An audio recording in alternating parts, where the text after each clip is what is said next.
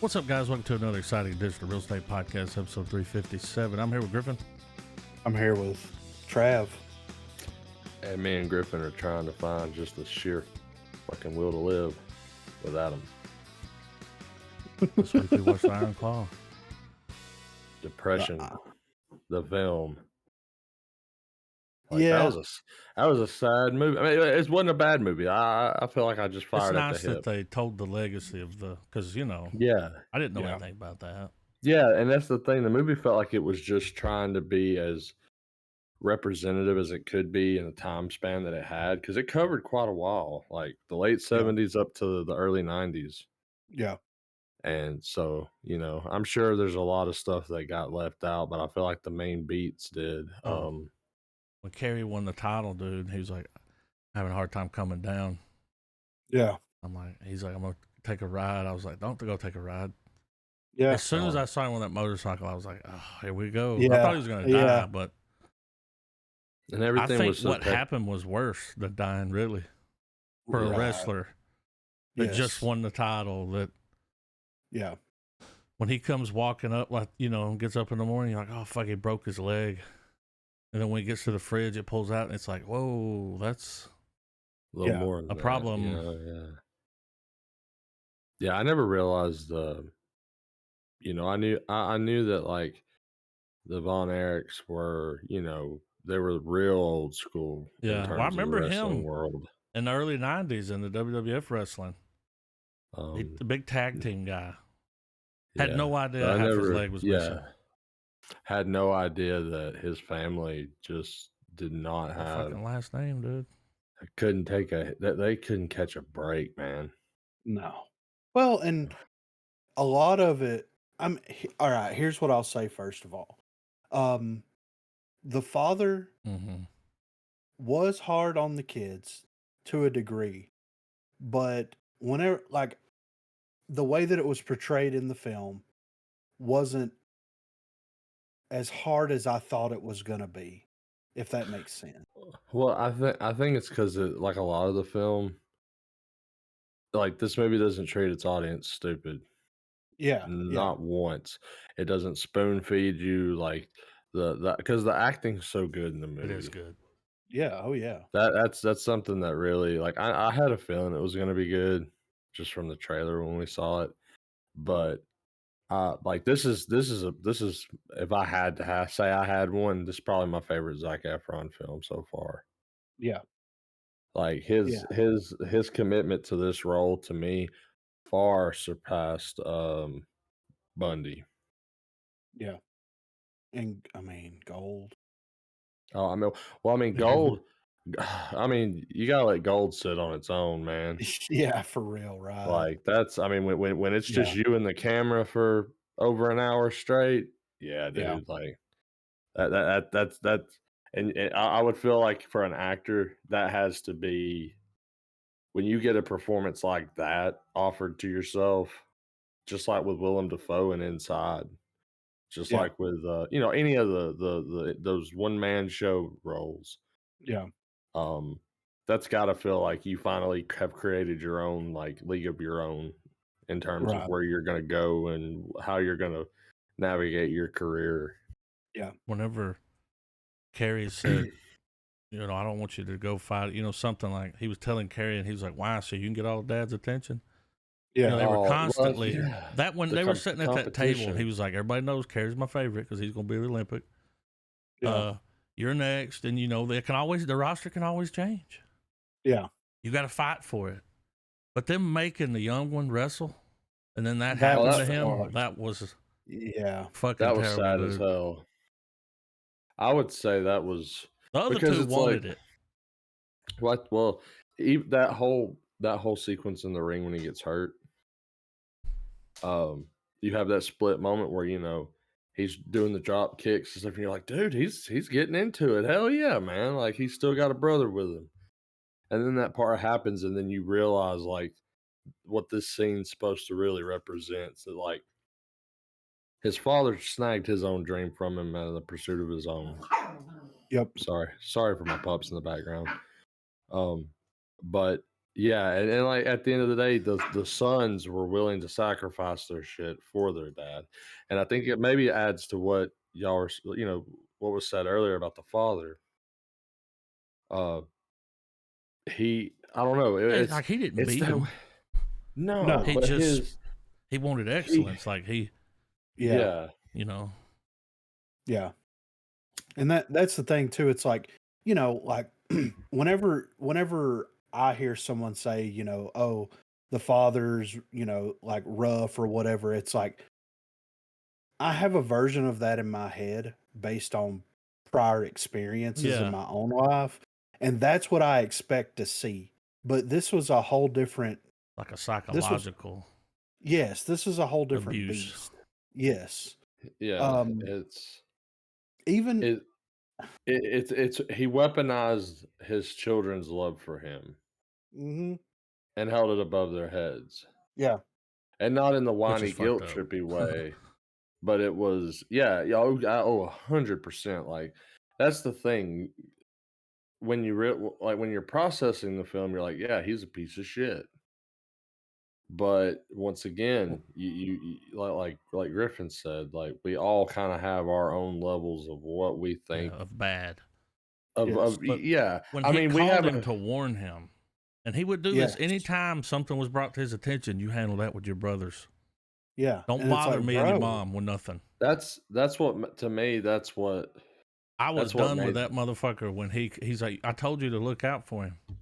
oh yeah. when he And started he went choking there and him got the after gun the that he gave him for suicide. Christmas and shot Yep. himself with it. And I would have been like, I'm selling the business. Fuck you. Yes. We're done. Well, I mean, that chokeout said it all, man. Yeah. Like he had to look at him like, dude, I just want to He was gonna murder kill your him. ass. Oh, Yeah. I was waiting for it. Like, and whenever they made him to where he looked like he was losing oxygen and shit, like he was about to be out. Like, I mean, just imagine how worse things would have got had he did that though. Yeah. And what another something that, and it was something my wife and I had pointed out too, because it was one of them scenes that we were like, man, damn. And it's when the husband gets home and he's like, "What's for dinner?" And she's like, "I wasn't hungry. Yeah. I didn't Yeah. cook." After the Like, one boy died. that's a fuck you. Yeah. Like, She kind of checked got, out. yeah, Yeah. that's a marital. I'm She's fucking like, I noped don't want to out, miss dude. church. Yeah. It was sad. Like it was devastatingly sad. Especially like, dude, having brothers, you know what I mean? Yeah. And it's like, I thought about that for you. I've thought about you watching this a bit different because you got brothers. yes. Yeah. Yeah. We're all close in age. You know what I mean? Mm-hmm. And we're all into different stuff, but there's a lot of crossover. You know what Yeah. I'm saying? And it's like, and we've never been on bad terms. You know what I mean? Yeah. Like, Yeah. of course, when we were kids and stuff, we would fight and argue and all that kind of stuff. But like, we've never been on bad terms to where we can't stand being in the same room with each other. Yeah, We don't want to right. hang out. You know what I mean? It's Like, petty. yes, Yeah. we've always been able to like come together, more so than like most people in the family, and like figure things out and get things done. You know, we're able to put our feelings and our emotions aside to be able to make stuff happen. And Yeah, like like, you guys know when it's time to not just be your brothers, but when to be the unit. You know, yes, yeah, I exactly. mean, I know it's a weird, cringy way to put it, but like, yeah, like you But guys it's are like, all right, yeah, it's absolutely correct though. And that's the thing, like watching this and it's like, dude, we've went through we've had some crazy stuff that's happened. I mean, the way that we grew up and everything, not just like from like personal things, but just the crazy stuff that we did as kids. And growing up in the area that we grew up. I mean, I was driving when I was like 10. You Yeah. know what I mean? And we were doing a bunch of dumb, stupid, crazy shit. And it's like, if anything would have happened, let alone one of the brothers being in such a depressive mood Mm-hmm. to where they take their own life. You know what I'm saying? Yeah, Y'all are gonna that's pick too those real. red flags up very quickly. Yeah, I mean, Like, absolutely. like regardless of time and distance, because like you know how they are when they're of sound mind and body. Yes, yeah, Like God forbid, man, but like say you go a year without talking to them, that don't fucking make a fuck. You're gonna know, like, yeah, exactly. Yeah. So that to me was the hardest thing because it's like, dude, like, I don't talk and hang out with my brothers all the time. You know what I mean? Um, yeah, but we talk, and we get together, we hang out, we Yeah, y'all always do have a good time, birthdays together, and Yeah, yeah, we do yeah, a lot of stuff like that together. Um, and just like that person not like having that person that regardless of what's going on, you can call them. You know what yeah, I'm saying? that's family. yeah. Yes, and then not having that anymore, dude, Uh-huh. that to me was the hardest that scene at the end when he When he's was on the just boat. well, Oh, when not he's only watching the that, kids. when he's watching the kids and he's Yeah. like, "I used to be a brother," and it's like, fucking hell. You know what I mean? Like, that fucking tore me up so much because it's like, dude, fuck. Yeah. You know what I mean? It's Like, just yeah, it's but like it's all testament though to the fact that it is an utter fucking crime that this movie got snubbed at the Oscars. For real. yeah, Not a yeah. single fucking nomination, man. It's insane. Dude, it should have been like best adapted screenplay. I think even the wrestler won something. Yeah, exactly. Yeah, Like, right. I mean, that man, like, I really think, like, just out of sheer commitment that oh, Efron had in the what he role, did to he his should body to he get it Oh should have yeah. prepared for he gotten looked like a wrestler. he Yes. should have gotten a nomination for it, Dude, hands did down. I have to jump on that bandwagon, man. yeah. Did David not look a little bit like a young Heath Ledger in a way with that longer hair whenever he had the cowboy Yeah, hat on and all? Like I I was getting did. strong Heath Ledger vibes from this guy. I'm like, if they do a Heath Ledger biopic, this would be the because whenever I was talking to Corey about it the other night, I was like, "You remember 10 Things I Hate About You, Heath Ledger?" And he's like, Yeah, "Of long course." hair. Yeah. Yes. I'm like, imagine that, but instead of having like a permy type hair, super curly, it's more wavy. Looks almost fucking identical. You know what I mean? Pretty sure dude's British. no, Fucking knocked it out of the park, you know? but He is British. absolutely. But speaking of long hair, let's address the elephant in the room. If the only elephant in the room for this movie, and what in the fuck was the casting director thinking when they cast that fucker to play Ric Flair? I knew you were gonna say that. That was the shittiest Ric Flair Well, performance I've dude, ever seen. how do you There's, find someone that looks and you know what I mean though? Yeah. I mean, you need He not he travel started to sell it far. a little more during the thing, but like you're right, he didn't Oh look like yeah, him at all. Uh, part of me was like, as I was watching it, I was like, I wonder if there's actual footage of Flair's promo for the Von Erich match. And I'm like, and if there is, why didn't they just use it? That would have been cool. quality, I mean, just like you know what I mean? yeah, because that was on like Channel 3 back in the day. And You'd be lucky if and somebody recorded it. Like, but arguably though, this movie was shot like a fever dream. You know how like there's moments in your life where like the lighting, like it's gonna sound really weird, but like there's a color, a scent, a feel. You know what I mean? yeah, Yeah.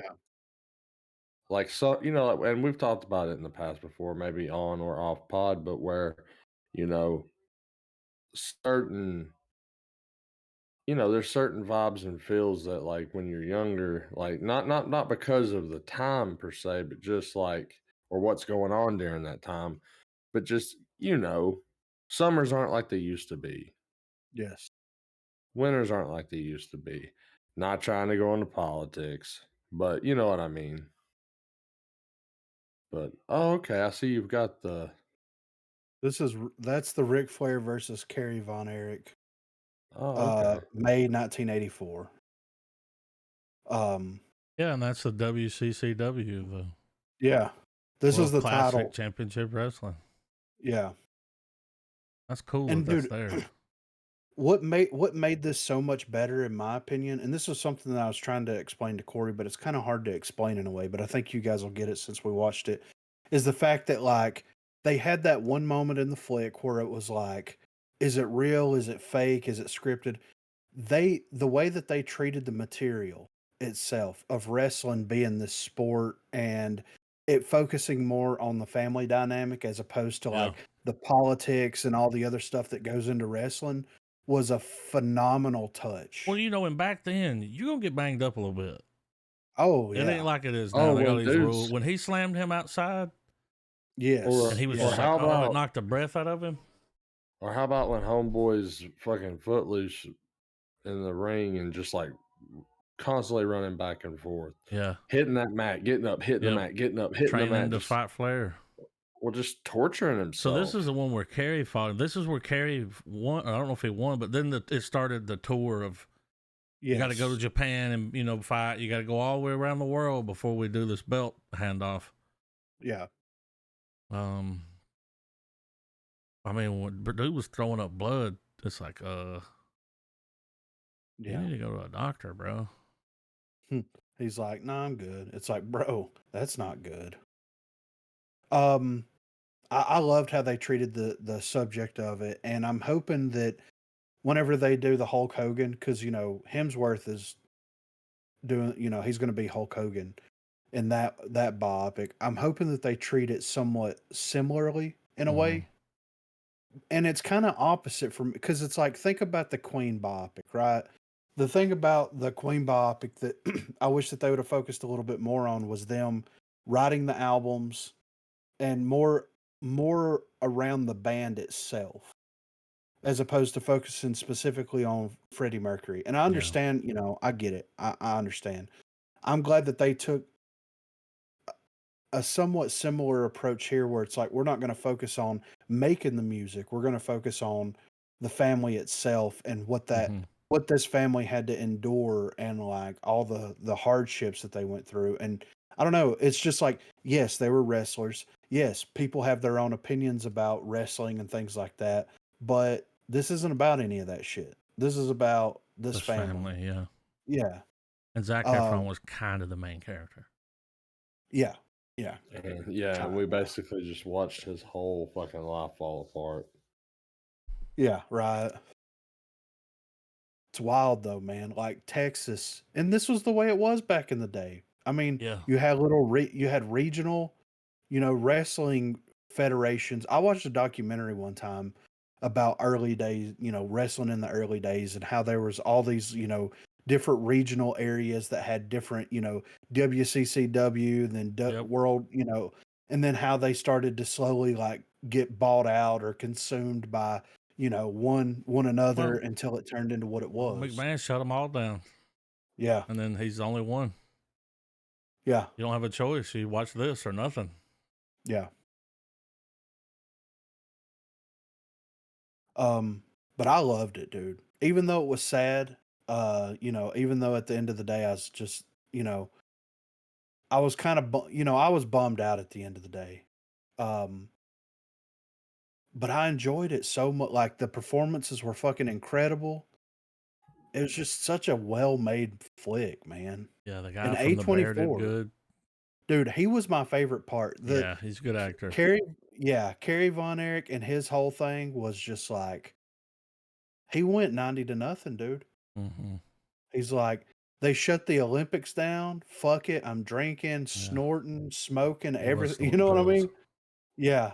Like it was great, man. It was a phenomenal flick. Love how they treated the subject matter in it. And like, I don't know. Because it's easy to laugh at. You know what I mean? It's easy. And everybody has their own preferred era of professional wrestling. You know what I mean? But the common denominator for all of them, though, is that it does require a very intense level of athleticism. Yes. To be able to do, to be able to perform these types of things. That's what happened to David. Yeah. He got hurt because he didn't know how to fall. Yep. fell right on that shoulder. They're like, what are the odds of toxic shock? They're like, it's pretty rare, but Yeah. since you got a family curse and all. Yeah. There was a Fritz Von Erich and a Lance Von Erich. I don't remember seeing them in the movie. Maybe they were cut out. Possibly. Huh.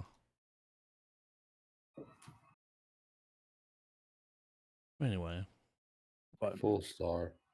Oh, yeah. For sure, man. It was absolutely incredible. So you know what that means, boys? It gets the coveted real estate golden iron claw. Chavo Guerrero Jr. played the Sheik in the movie. That's cool. Yeah. It was great, man. Star. Gets the championship belt, the real estate world championship belt. I did see one spoiler free review before I dove into it.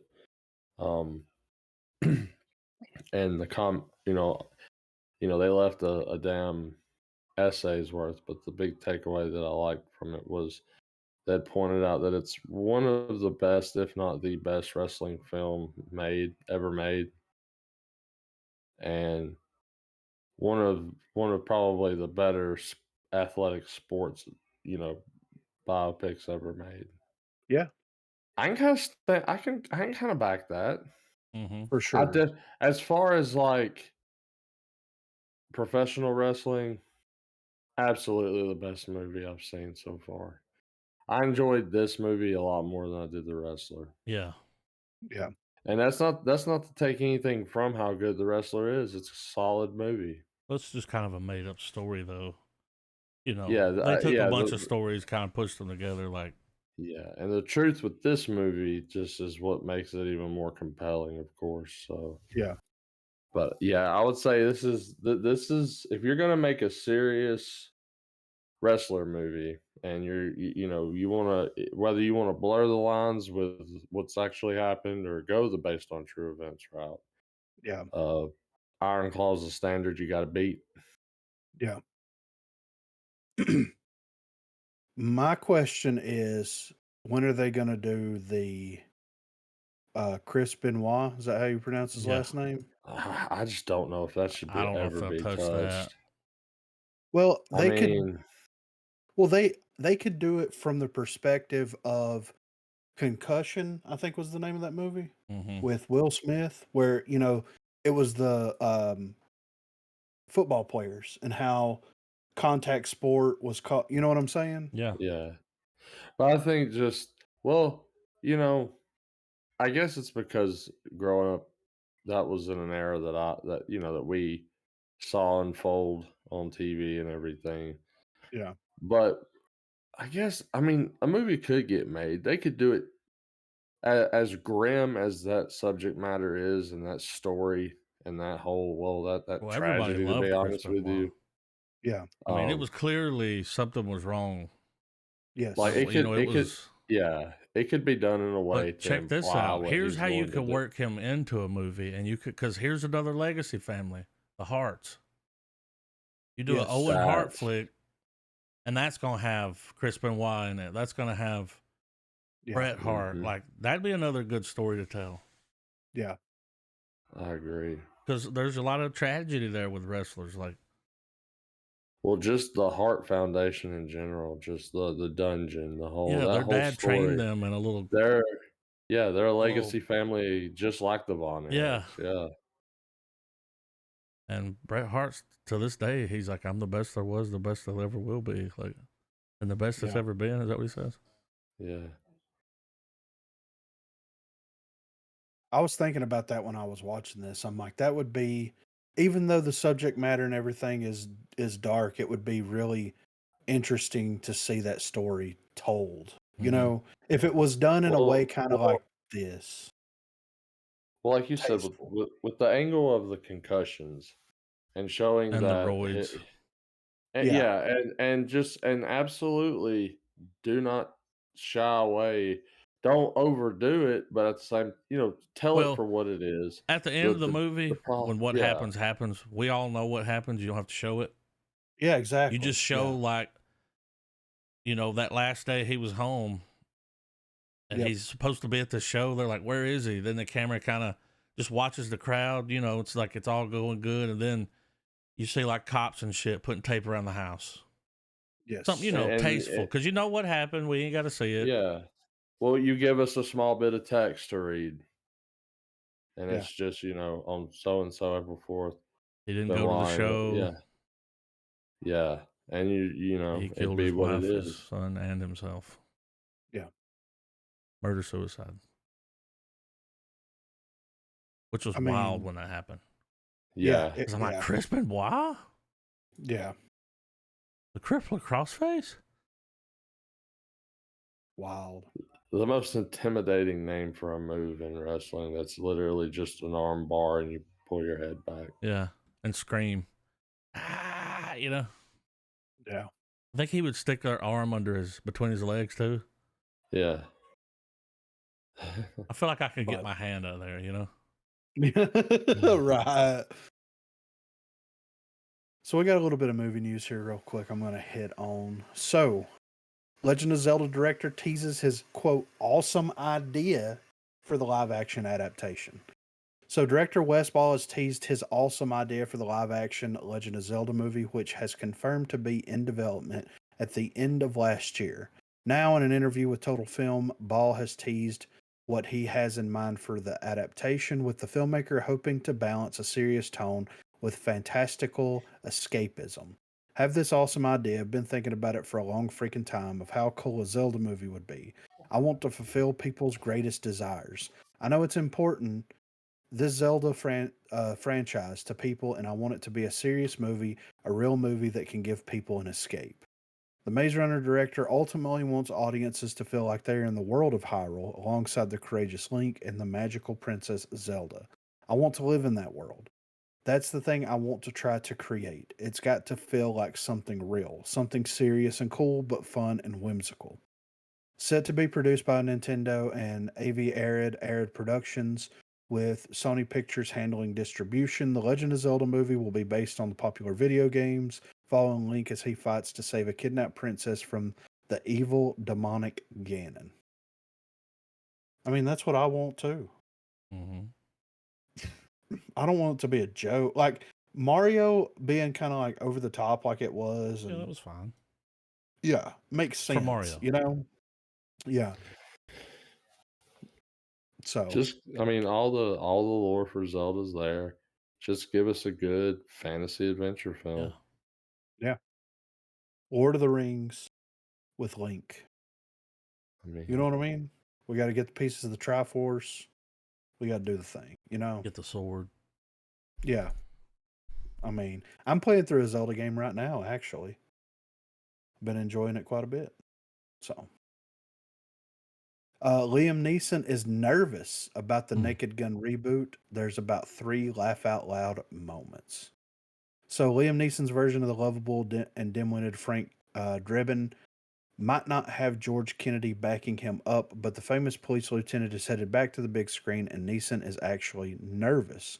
While promoting his film in the land of saints and sinners, the actor spoke with MovieWeb about taking on the comedic role, originally played by the late Leslie Nelson, in the upcoming reboot of The Naked Gun from the Files of the Police Squad.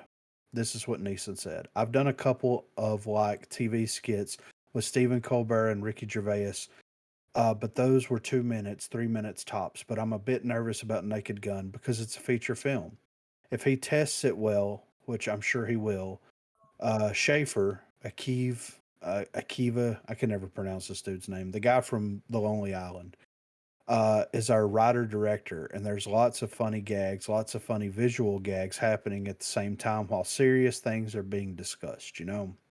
Neeson was adamant that The Naked Gun was not a remake in any way. It's not a remake, it's a reboot. It's a totally different thing. I think we start in May and shoot for a couple of months or so. It's a good script, but it's still developing. There's about 3 laugh out loud moments, but we need 7 or 8. Then again, take Neeson with a grain of salt. He has a very dry Irish That's it. humor reminiscent of Beckett and more recently McDonough.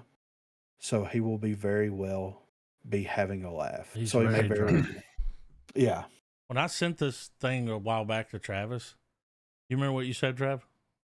What? You replied and you said Deidre said he will never be Leslie Nielsen.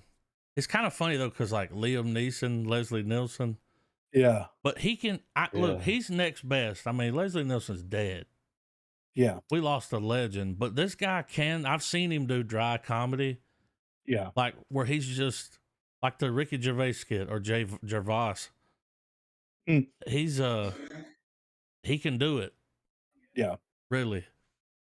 Have you guys seen the videos? I've seen them on TikTok, but it's where Qui-Gon and Obi-Wan are watching movies. Yes. Train the boy.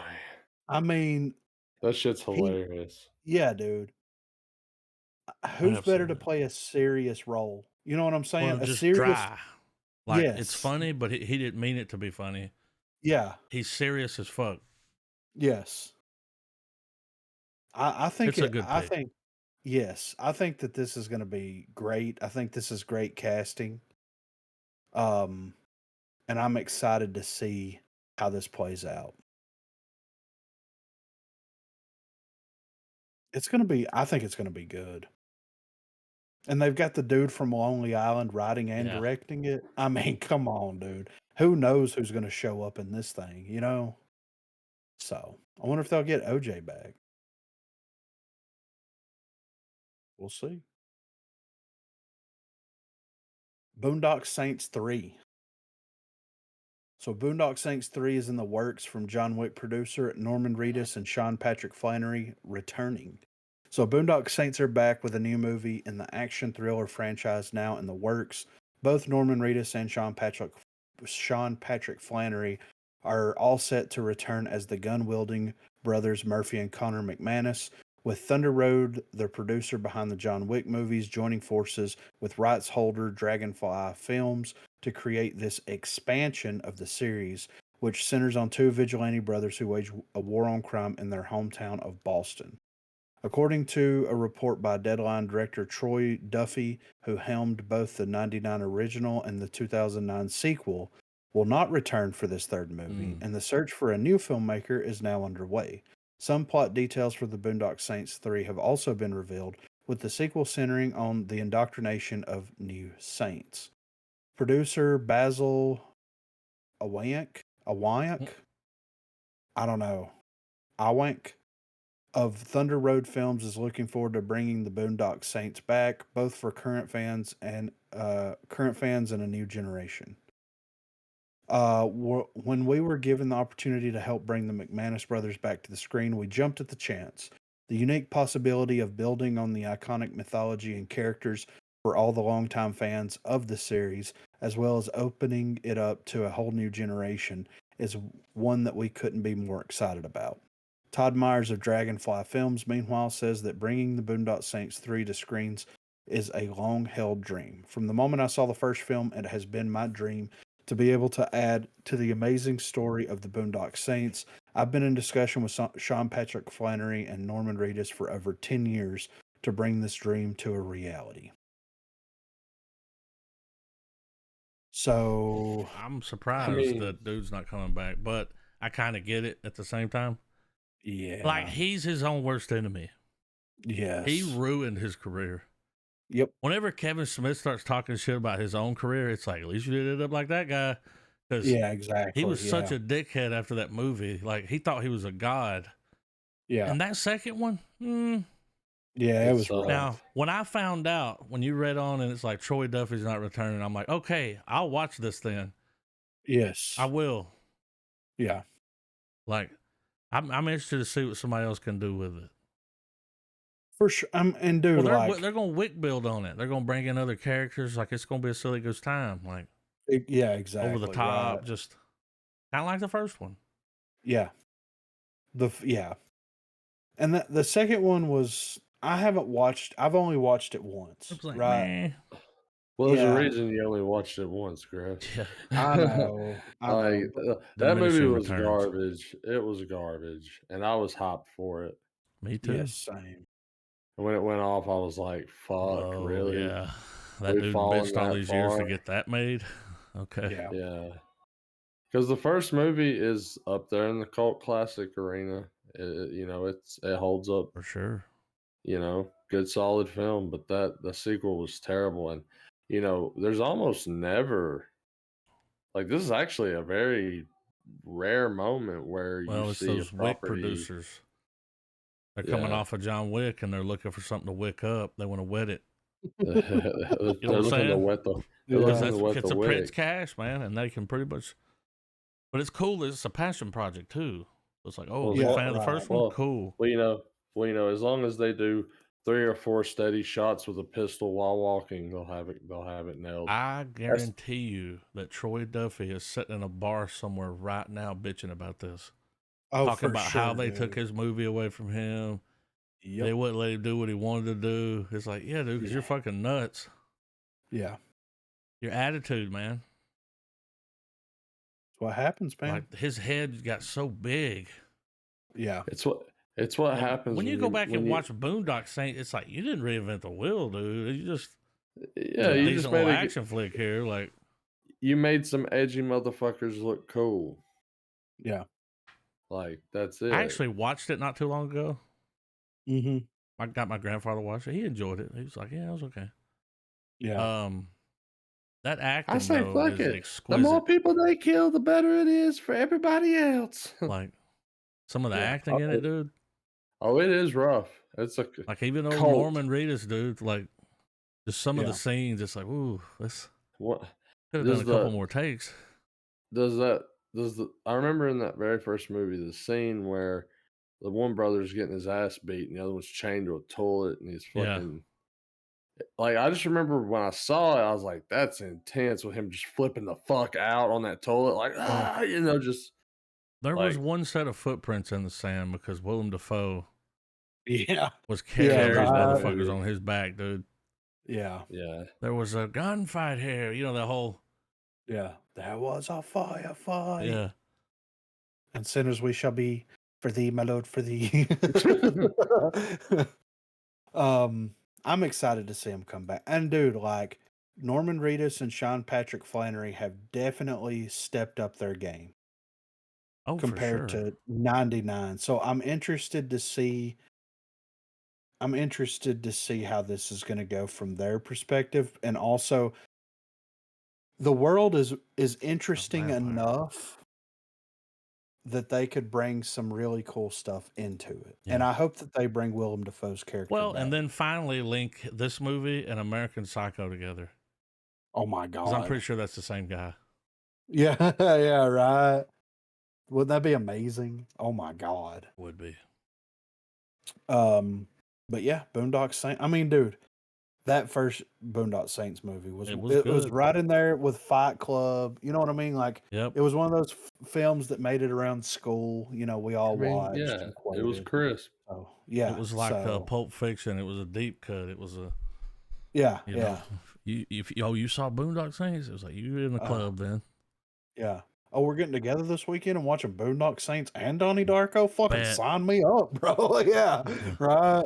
Oh, you got the director's cut of Donnie Darko? I'm fucking Ooh, there, 3 bro. hours of it. Let's go. Yeah, let's fucking. What's this fucking stupid man suit all about? So you already know, dude. You already know. Speaking of classics, Happy Gilmore star revives Shooter McGavin and goads Adam Sandler following Netflix sequel announcement. So, Happy Gilmore star Christopher McDonald has revived the villainous golfer Shooter McGavin and goaded Sandler in the wake of the news that a sequel is now in the works. Taking to Twitter, McDonald showed off his putting technique alongside the caption, little preview of what Adam Sandler can expect in the sequel, as well as firing off finger guns and the cocky swagger of Shooter, the villain audiences love to hate. It was McDonald himself who revealed that Adam Sandler is now working on Happy Gilmore 2 for Netflix, with the actor saying, I saw Adam about 2 weeks ago, and he says to me, McDonald, you're going to love this. I said, what? He said, How about that? And he shows me the first draft of Happy Gilmore 2. Maybe you should cut that out of this audio because I don't want to be a liar. But he did show me that, and I thought, well, that would be awesome. So it's in the works. Fans demand it, damn it. McDonald has since reached back down into the depths of his soul to once again breathe life into Shooter McGavin with further tweets from the actor goading both Sandler and Happy.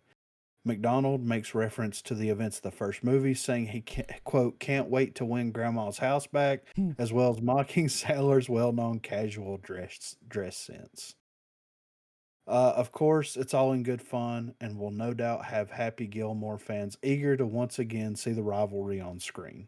No doubt he hopes to see him at 9 o'clock on the 9th green all over again. 9 at 9. 9 on the 9. Yeah. What's funny is he's been Shooter McGavin on Twitter since 2011. Yeah. Like he's always kept up that, yeah. You know, he'll go to things. I mean, best villain of all time. For sure, right? You know, like he's up there with Dr. Evil, fucking. Yeah. You know, I'll take you the scissor. My tree. Shooter. Shooter. My tree. Oh, man. Back to your shanties. Yeah. So good. I'm excited for this. Yeah. This is Happy Gilmore is a great fucking movie. Favorite. Yeah. Yeah. I watched it way more than Billy Madison. Yeah, for sure. Because it was just so good. Yeah. So I'm excited to see. And dude, we've talked about this a lot since this announcement. Yeah. Like it comes up at least once every time that we talk. Well, you know, it wasn't too long ago we talked about a remake of what they should do. Yeah. I mean, really, it wasn't that long ago when this wasn't even on the table. And it was like, oh, like they come back for. Remember, it was when Chubbs died. Oh yeah, if that's not worked into the movie. Oh my God, that's what's happening, dude. Right, for sure. He dies a few months ago, and now it's like Chubb's funeral. Yeah, they show up. There's a whole thing. Yep. It's gonna be great, man. And I really do hope that they kind of flip it around a little bit and have Happy and Shooter reluctantly work together. Yeah. That would be the comedy between those two, you know? Like they got to go up against the next, like super villains. Yes. It's like fucking, we said one night, like Danny McBride and Walton Goggins. That would be, you could even throw Sacha Baron Cohen in there. Yeah. He could do it good. Yeah. He's like the fucking French dude that was in, what you call it? Oh, the racing movie? Yeah. Yeah. Something, just ridiculous. Yeah. You got a top shooter. But dude, he's got that walk. That fucking Shooter McGavin. Gold jacket, green jacket, who gives a shit?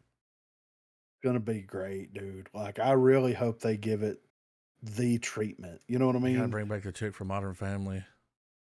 Yes, for sure. One of my favorite parts about Happy Gilmore. His happy place. Yes. Ding, ding, ding, ding, ding. She got 2 pitchers of beer. Yeah, you already know, dude. Hey, Happy, I got my handbag. Yeah. Oh.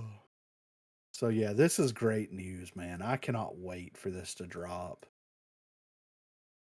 All right, so James Gunn may have potentially teased a previously canceled project to be reborn in the DCU. So James Gunn has once again stoked DC fans' expectations with a teasing social media post that could suggest a much-loved group of DC characters may feature in the DCU's future. Gunn shared an image of the cover of 2011's Deadman #1 on his Instagram and Threads accounts, leading many to speculate that the more obscure character may well be the latest to be joined in the ranks of the new DCU, and in turn could see Gunn and Safran take on Justice League Dark live-action movie in the process. So far, nothing from the new DCU has actually been seen other than some illustrations and teases of script pages from Superman and Creature Commandos. However, Gunn has a way of generating a lot of interest in small things with a simple comment or image posted on his various social media sites. His Deadman post was no different, as the writer-director shared similar teases for Mr. Terrific, who will be played by Eddie Gathegi, and Superman. You can see Gunn's post below, and it's just a picture of that Deadman #1. Deadman is a character from the supernatural side of the DC universe created by Arnold Drake and Carmine Infantino in 1967. Boston Brand, aka Deadman, is a murdered circus trapeze artist with the ability to possess any living being in his quest to find his killer. Over the years, Deadman became a part of several DC groups, including appearing as the Justice League Dark alongside the likes of John Constantine, Swamp Thing, Zatanna, and even Frankenstein, who is already set to appear in DCU as part of Creature Commandos. Announced by Gunn and Safran in January of 2023, the first chapter of the new DCU includes several big movie projects, including Superman, Bold and the Brave, Supergirl World of Tomorrow. Also in the mix is a new R-rated horror movie based on Swamp Thing, which is the one project that suggests somewhere down the line Gunn is planning to explore the darker side of DC Comics. Given his love of lesser-known characters and his roots in the horror genre, seems that Gunn's Deadman tease is not one without purpose. Back in 2012, visionary director Guillermo del Toro was set to bring Justice League Dark to a live-action arena with his own movie. However, the project was abandoned, and many years after the full story that Del Toro had planned was leaked online. Additionally, Abrams was also had a shot at the project in the form of a TV series, which also bit the dust before heading into production. While these while those versions of the story will clearly not be resurrected, Gunn has already hinted at plans to bring the Supernatural group to a new audience over a year ago. While answering questions on his Twitter account shortly before his big DCU kickoff announcement, Gunn responded to a fan who asked if he liked the idea of a Justice League Dark universe, to which he simply said, "Why not?" JJ's done. Yeah. He did that fucking Star Wars movie in 2019, and it was like, fuck them. Yeah. It's like, you did this to yourself, man. Hey, that image there where there's a group of people and the guy's smoking a cigarette in the front. Yeah. Who's that supposed to be? That's Constantine. That's Sam Rockwell. I know, right? Yeah, I know. Yep. That would be perfect. I think he could handle it. Oh, for sure. They'll get some lesser known, but yeah. When I see that image, I was like, "Oh, look, Sam Rockwell's hanging out with what I'm guessing is Deadman over there." Yeah, Deadman's in the red. Yeah, yeah. Does Deadman crawl out of his mouth like that? Is that a? Is that just some artwork? I mean, I think it's just some artwork, okay. But you know, that's wild. I mean, I guess he could though. Looks you know, acid. Yeah, right. That looks like a Salvador Dali painting. Yeah, for real, right? So yeah, it would be interesting if they brought the Justice League Dark stuff back, and I'm interested to see what they do with all these characters. I mean, Swamp Thing's getting an R-rated flick. Yeah, right. Like, let's get into it. Let's get weird with it. You know, it helps to be on HBO. Exactly, right. And we haven't really heard any updates because they were talking with Keanu about doing a sequel to his Constantine movie. And then that kind of fizzled out a little bit. Yeah. And Constantine's in this, so it's like, I don't know if Gunn would be willing to bring Constantine over into his DCU or if he would just recast it and do his own thing. I feel like it's going to be lesser known. I mean, they're trying to save money. Yeah, exactly. Like, unless he's willing to, and he might. I mean, he's rich enough, he'd be like, "Oh, I'll do it for the fucking passion, dude." You know? Yeah. Yeah, raw. I got all this wig money, dude. Yeah, this wicked wig money. But yeah, it would be cool if they did the DC Justice League Dark. That would be really cool. And I would like to see them tackle these more supernatural storylines. Same thing with Marvel, though. You know, hopefully we started to go that direction. Now we're pulling back. Yeah, it's too much. Well, Agatha still hasn't dropped. Yeah. Right. What the fuck are they doing? Yeah. They're letting all the momentum die down from the Scarlet Witch. Yeah, I know. Is that what that show was called? WandaVision. That's it. Yeah. Like, dude, that was like 8 years ago. Yeah, I know, right? Feels like it. Let's see. Echo dropped, but I haven't watched it yet. Yeah, I've put it up, but I haven't. Yeah, I don't know. I mean, I'm sure it's good. yeah. I need to watch it. It's only Well, 5 I'm episodes gonna watch it before Daredevil comes out for because I think it's sure. like a soft lead Yeah, in for Daredevil, kind of. So, I'm gonna but hop still, on that though, pretty soon. Marvel, they said that they wanted to like slow things down, and they fucking have because Mm-hmm. like by this time we would have already gotten like 2 or 3 Oh series, man, yeah. But So they yeah, got a lot of irons in the fire over there at Disney, though. They got Marvel, they got Star Wars. Like yeah. There's they're a lot bleeding going money. on. Yeah, yeah. So last up here, Deadpool and Wolverine rewrites established multiverse rules in MCU reportedly. So the upcoming film, Deadpool and Wolverine, will redefine fans' understanding of the multiverse with a groundbreaking twist for the Marvel Cinematic Universe. Insider Daniel Reichman has divulged that this much anticipated sequel will incorporate a new multiverse concept from the comics, one that has yet to be seen in the MCU. The film introduces the idea that each universe in the multiverse harbors a unique hero whose existence is crucial to the survival of that universe. The removal or demise of this hero, known as a Nexus being in the comics, results in the collapse of their respective universes. This concept ensures that characters like Spider Man and Hulk won't have duplicates with the same pivotal role across different universes. Nexus beings play a significant role in the Marvel Comics, serving as anchors that maintain the stability of their universes within the multiverse. They possess the ability to significantly influence probability and the flow of time. The Time Variance Authority and the Timekeepers, who have made their appearance in the MCU through the Loki series, oversee these beings. Their involvement in Deadpool and Wolverine suggests that the film will delve deep into this multiverse concept. There's speculation that Ryan Reynolds' Deadpool could be the pivotal Nexus being from the X-Men universe created by 20th Century Fox, although this is yet to be confirmed. Deadpool and Wolverine marks a significant milestone as it transitioned from 20th Century Fox to Marvel Studios following Disney's acquisition. The film's first trailer hints at Deadpool's recruitment into the TVA, though the reason remains shrouded in mystery. Ryan Reynolds and Hugh Jackman reprised their iconic roles as Deadpool and Wolverine, respectively, with Emma Corrin set to play the main antagonist, Cassandra Nova. Mm-hmm.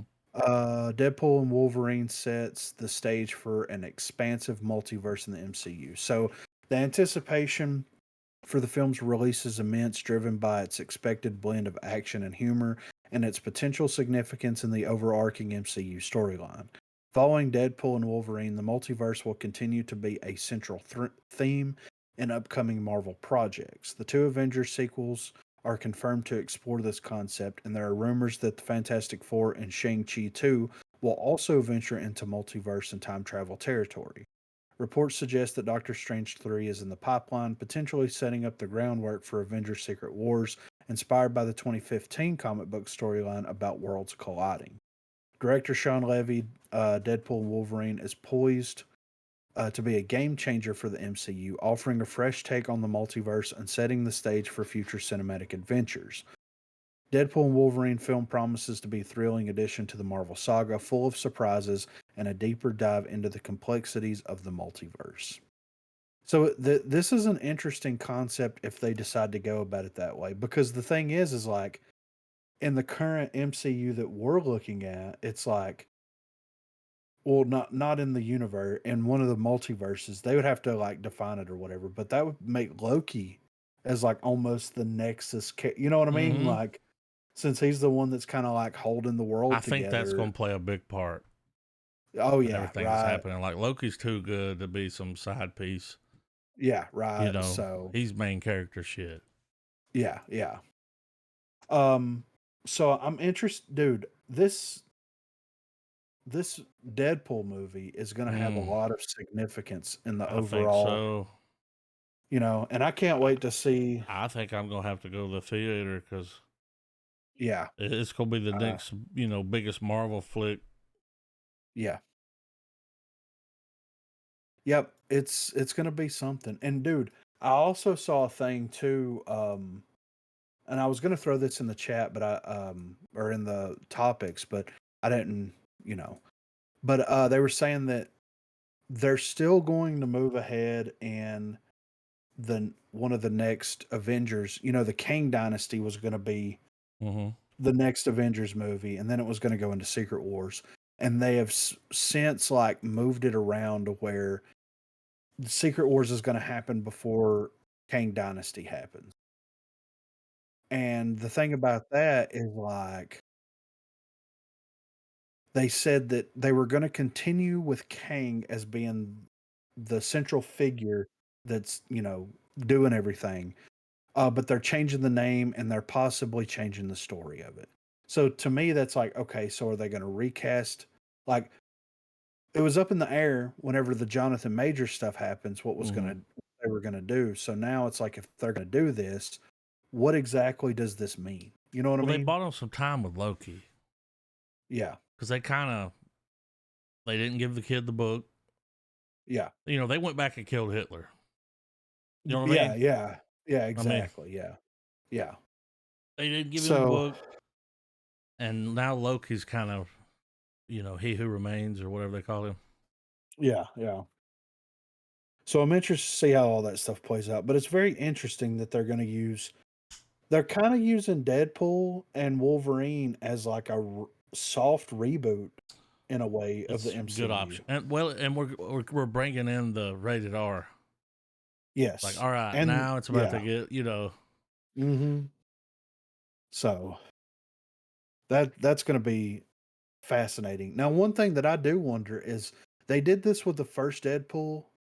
I'm pretty sure maybe the second Deadpool, where they released a PG-13 version of the flick for kids to go watch, but then they also released a R-rated version of the flick. Yeah, they could do that like different times, like early Yeah, showings.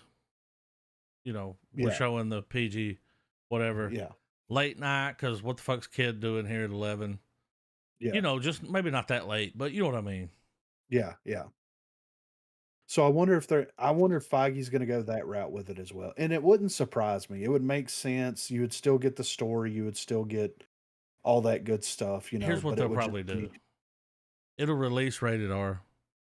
Mm-hmm. They'll have both copies up on Disney Plus. Yeah. Because kids don't, who buys tickets to move? I mean, you know what I mean? It's Yeah. adults, Yeah. so Yeah. it's like the kid can watch it later. But if you want to see it rated R, I mean, you can bring your kid if you want to. Yeah. But You it's be the going to get judge. weird. Yeah. So. Mommy, what's pegging? Yeah. Yeah. It's not new for me, but it's new for Disney. Yeah. Great line. Yes. But yeah, I can't wait. I'm definitely going to the movies to watch that. It's happening without a shadow of a diggity doubt. So, but I'm ready for trailers. Oh, I had a good sneeze there. All right, hang on. Don't tell mom the babysitter's dead. We're getting a reboot. We're getting a reboot. Oh, it's a proper reboot, all right. Oh, can't wait to check this out. Yeah. Trav, you good? Yeah. Yeah. Hey, you've been quiet. I've just been listening. Oh. All right, I'm going to play this. Rated R. I don't think the first one was rated R.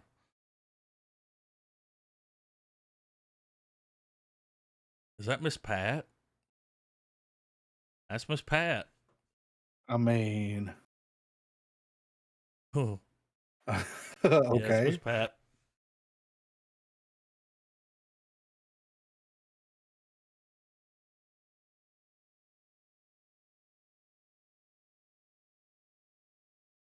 Oh shit. This is completely different. Yeah.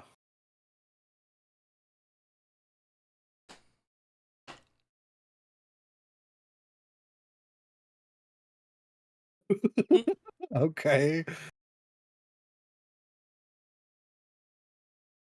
Uh-oh. Her legs are purple. Jesus.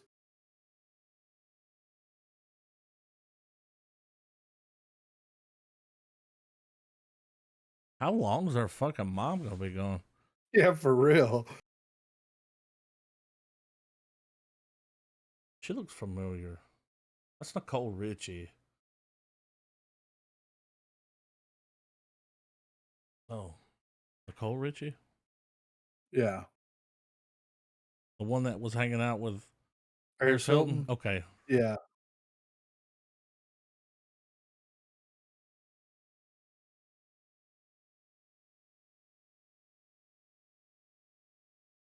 That old lady's gonna start stinking Yep. by like day 3.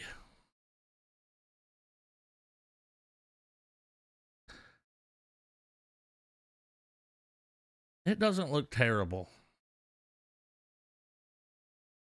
No. But it doesn't have Kelly in it. Yeah, I know. I have an ad. Darkness of Man. No, dude. Because Twitters. yeah, we got some I thought he was done. Twitters. I'm on Twitters now. Twitters. He's out there doing the splits in front of a Lamborghini. Two It's like, chairs. bro. Like, where those it's chairs like come from? Yeah. It's like, bro. Did you have those in the Lamborghini? No. He's doing the splits like with the roof down, and each ankle's on like the door. Oh my God. That's it. He's shifting the. Okay. He's shifting with the cock shifting, Or his butt cheeks, either one. okay. Okay. I mean, you know. He's like Tweeters. Right. This is gonna be a banger, dude. I can feel it.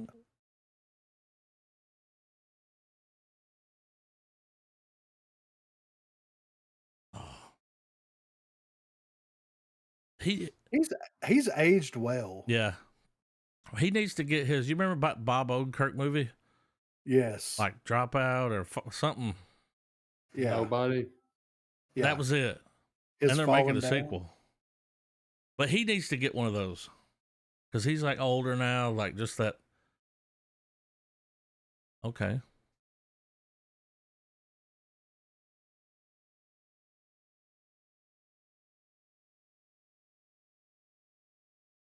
Doesn't really look complicated. They're drug dealers.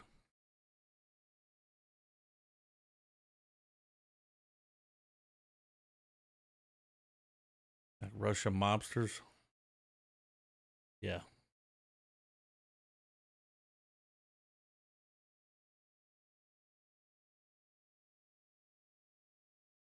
Mm-hmm. Not as dead as you. Twitters.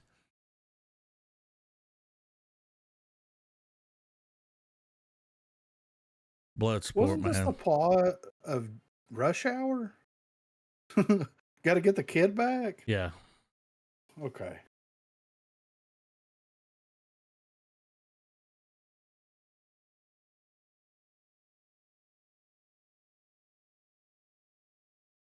All right, who wins in a fight? There's only one right answer. Who was the guy from Under Siege? Ponytail? Yeah. All right. Van Damme, Steven Seagal, who wins? There's only one right answer. Van Damme. Van Damme, Van dude. Damme for sure. He kicks his fat ass. We're talking now, too. Like, he's like, don't you know I was a cop in New Orleans? Like, because every time he would talk, he would like, it was almost like a whisper. Yeah. The absence. It's honestly a shame that Van Damme hasn't gotten more roles in his later career. Yeah, because I like him. He could play. He's in the prime age for like the hardened detective. Well, like that, like Liam Neeson when he finally hit that. Mm-hmm. You know, he could be like, I have a particular set of skills. And well, his Twitters. Well, I mean, he could have a moment where he just acts his ass off. He's at a bar taking shots. He's giving up, and then he has the epiphany that starts putting the fucking crime together. Yeah. And he kicks everybody's ass in the bar. Oh, beats the fucking brakes off of him.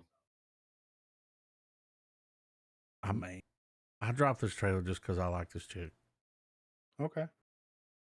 I didn't watch it. Yeah. This is the chick from Guardians of the Yep. Galaxy. Like an Avatar. Ahura. Lieutenant Uhura.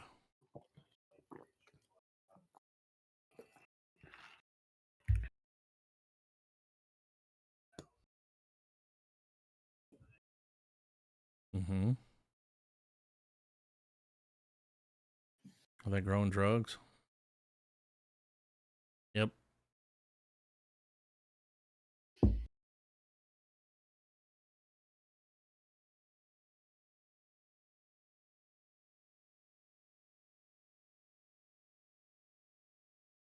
What makes you want to catch bad guys for him? He's like, I was a narc in high school.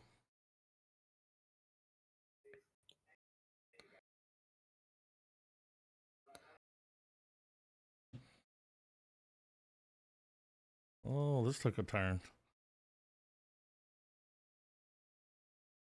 That guy looks familiar.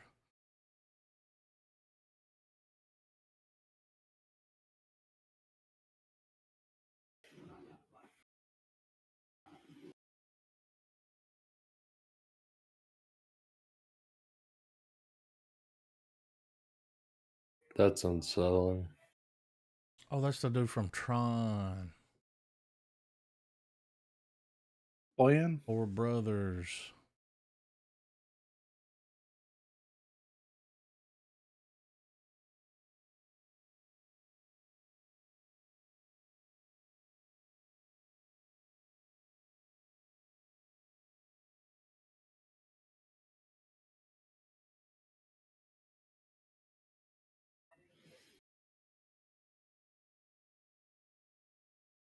Tom Waits is in this movie. I wonder how he comes up to him. He's like, I bet that's really Tom good Waits though. for nobody. Yeah, it looks Look good. at that burning flamingo. That's wild. He was Flynn. Sam Flynn. Oh, wait. No ads? No, I'm good. You Baby there? Reindeer, huh? Yeah. Is this a Christmas movie?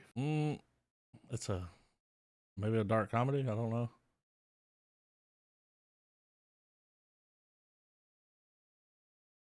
Not a joke.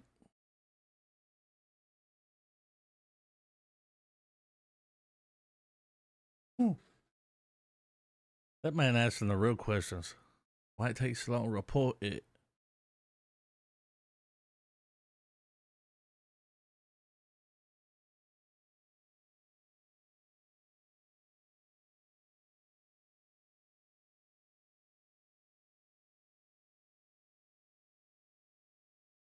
Is she real?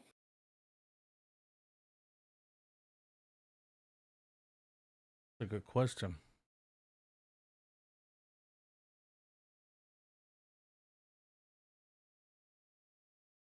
She's likable.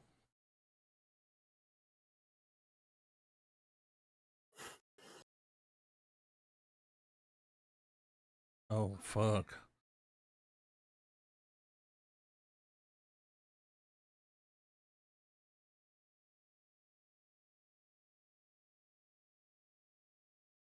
Why is he dressed like Doug Stanhope?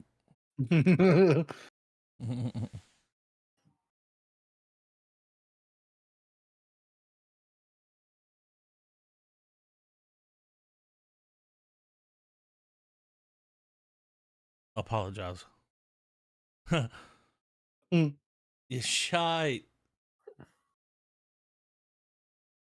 That's a good question, Griffith. She may not be real. Yeah.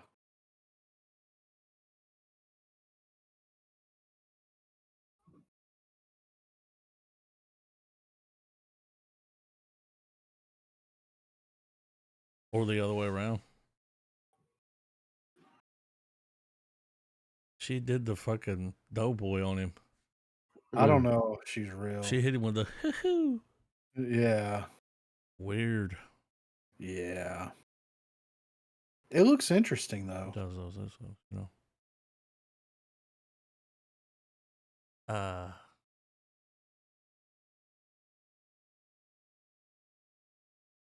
All these celebrities hawking T-Mobile. Magenta status. Okay. Humane. Humane. Humane. Humane. Oh. Global warming. Water control.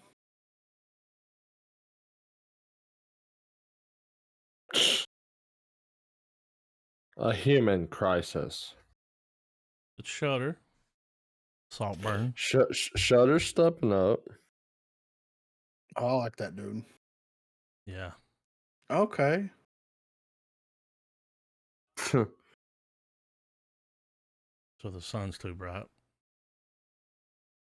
Just spray some aluminum in there.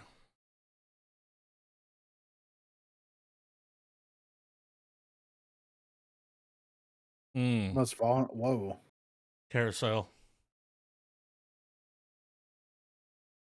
Cronenberg? That's what the future's going to be like. I think that's Cronenberg's daughter.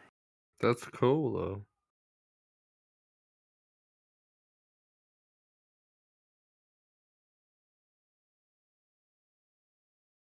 So someone here has to volunteer. Whoa, dude.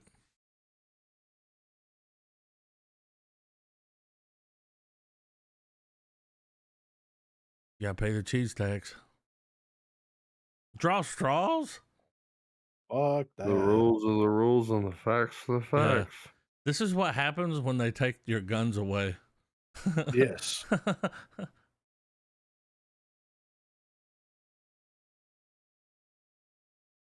I like this.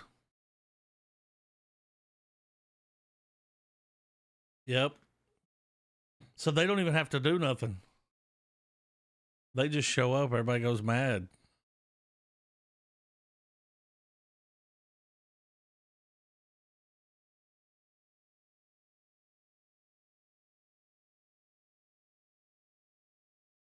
I like it.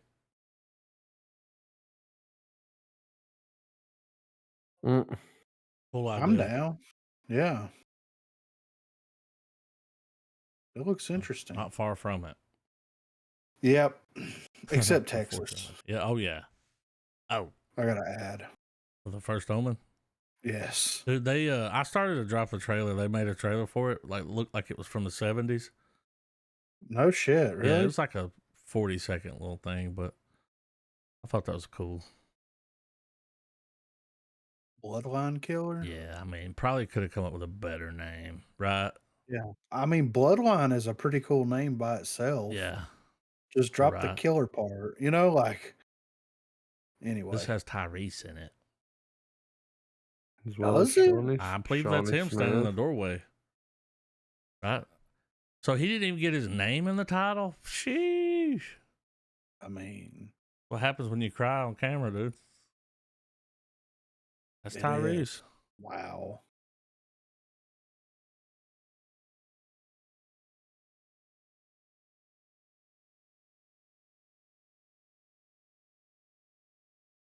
Okay. Tubi's making movies now.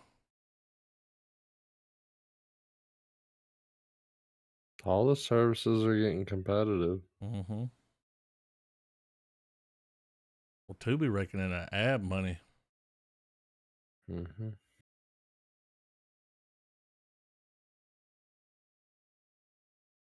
Well, they know a lot of folks aren't going to pay for premium and deal with the ads.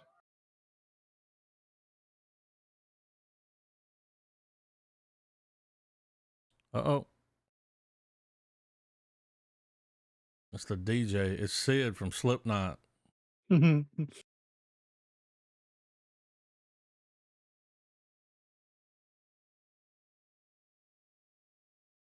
Yes.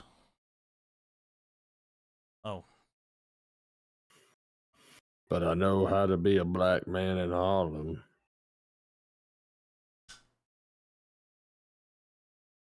Did you ever see that movie he was in, Baby Boy? It's like an early on flick, kind of what got him started in. Because I think he was a musician. Yeah. Yeah, music career. Yeah, Baby Boy. There's this scene where his stepdad chokes him out, and he's like crying. He says, "Mommy," when he's being choked.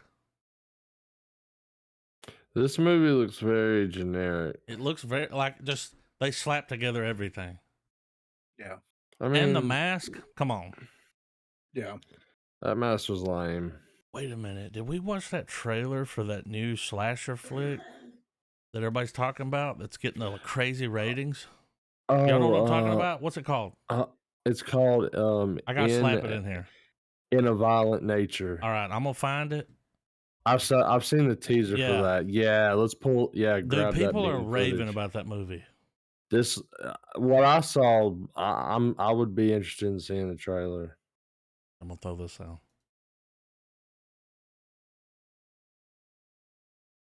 Venus? Fancy? Coveted silver line. Wait for the cream. Give it a second. Let it cook. It looks beautiful. I mean, dude, they had a hell of a DP, bro.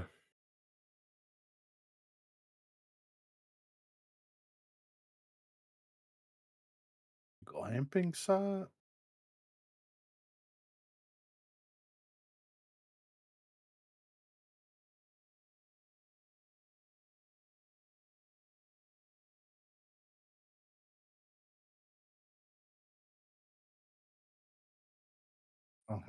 Japanese.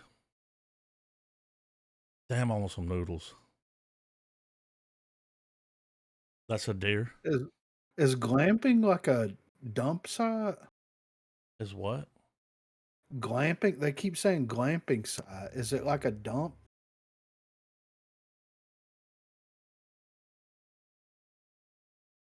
Yeah. I don't know, but this has a weird feeling to it.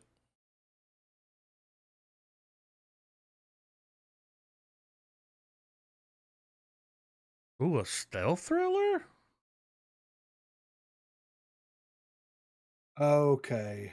It's a type of camping. Yeah. Glamping. Outdoor camping with amenities and comfort. So having TVs and... Yeah, not like usually used when camping. Like semi off grid. Yeah. You got an Xbox. Yeah.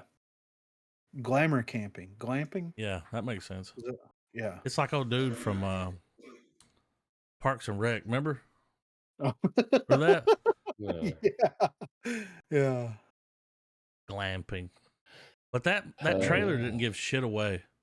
No. That's a trailer. Well, they said so it sounds like what they're doing is setting up this glamour camping site, this glamping site, and the locals are afraid that they're going to put the, I guess, waste into the water. And that's what they're pissed about because it's like the water flows downhill. So anything they dump into shit rolls downhill. Yeah. So, but anyway. Where there's shit, there's disease. Yep. COVID. All right, I got the trailer. All right. In a Violent Nature. Yeah. I don't think I've heard about this. It's been all over Twitter, dude. This might be DTW, man. I like the aspect ratio. The scores through the roof.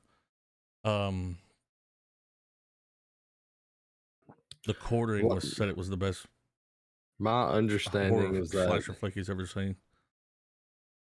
Like, this movie is the closest we can get to Friday the 13th through Jason Voorhees' perspective. I don't think we're ever going to see that guy's face either.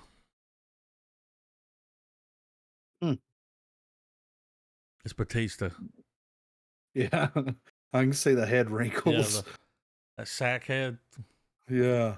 Look at this hook.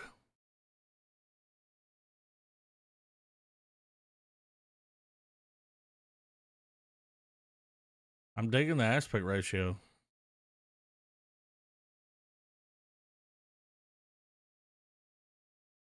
Damn, he's hacking away at that motherfucker. That's cold-blooded, dude.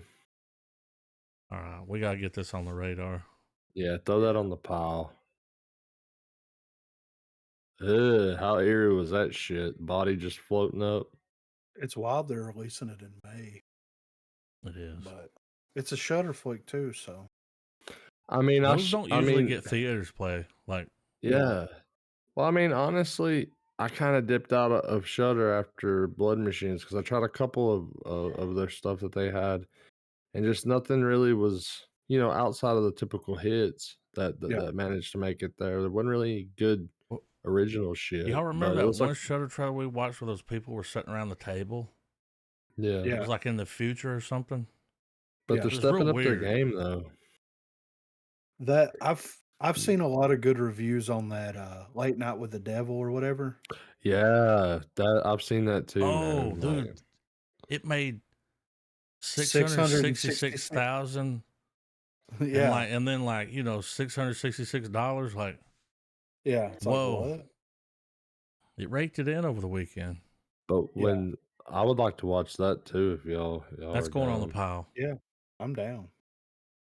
I love the concept. So I love that old I love the Grindhouse Yeah. style Kinda got the teaser they did 70s. for it. Yeah, you had that guy go late night with the Yeah. devil, Yeah. that type of thing. Well, I'm and just it's like glad that. Polka Dot Man's getting his fucking comeuppance. Like, Yeah. Yeah, for real. good Because actor. well, if you remember, he A long way since Batman. I was gonna say, yeah, he was one of the sock ward people Yep. that Joker let loose, But and then when we they were get in the that truck after they had the shootout, that funeral, yeah. Batman was like, he was like, I've never seen it again. But was there a clip in the theatrical shot of that scene? I know I'm honing in real heavy right now. But I swear up and down in the theatrical cut of that movie, like in the fucking theaters, there's a shot when they're doing that part when it's sabotaged, mm-hmm. and you see a brief moment where Joker doesn't have his Yeah. makeup Oh, on. where he turns to the It's side and smiles, and yeah. you see his It's in the face. yeah. It's Yep. in the Blu-ray cut too. Yeah. Yep. Okay, because I Because swear the camera like comes in hot, Yeah. and you Yeah. see him turn and smile, And he and shoots the gun. yeah, it's got the cuts, and it's like, whoa. Yeah. I thought I was crazy because I've Nah. seen it several times since Yeah. the theater, obviously. I think they But even put I it in the guess trailer. Yeah. It was yeah. it's a tight shot. Well, you guys remember the shot too? I know we're suddenly talking about Dark Knight, but Mm. there was that shot in the teaser too where it showed like it looked like the Joker had just made his scars. Mm-hmm. Do Like you they guys were remember fresh. that? It was like there was either a he was daily standing or in a mirror and something. he was cutting himself, and that never made it to the movie. Yeah. They never put that in the movie, and it was like, oh, there's some shit we didn't see. I Yeah. bet that was Nolan a should have gnarly went back, daily. dude, and did a Joker cut, like put it all in, director's cut, like anything you Yeah. cut, dude. Earlier today, it's funny we're talking about Batman. I saw Cillian Murphy's test footage for Batman. For the Batman Begins Batman? Yeah, Yes. yeah, where he's in the suit and Yep. everything. I've seen that He's clip like, too, "Where- man. and he even does a low voice. Where is you? I mean, he could have did it. Christian Bale, thank goodness, Oh, did. dude, his Batman was cool, strong But chin. here's my thing. His Bruce Wayne was even better. Like just standing there looking Yeah. all rich and shit. Yeah, but I mean, dude, Christian Bale killed his it. his Scarecrow was fucking Yeah. badass, dude. Yeah. He's like, you can't be The- Batman, but I got something for you. There's rumors going around that Gyllenhaal, because he tested for COVID? Batman Begins. No.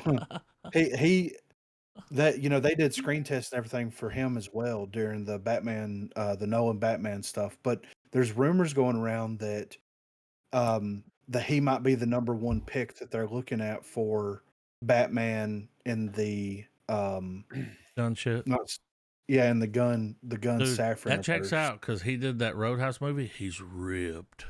Yeah. Hear me out, man. Ripped. I know we got him in Marvel as Mysterio, so I know this is a pointless It's a bit of a thing. throwaway.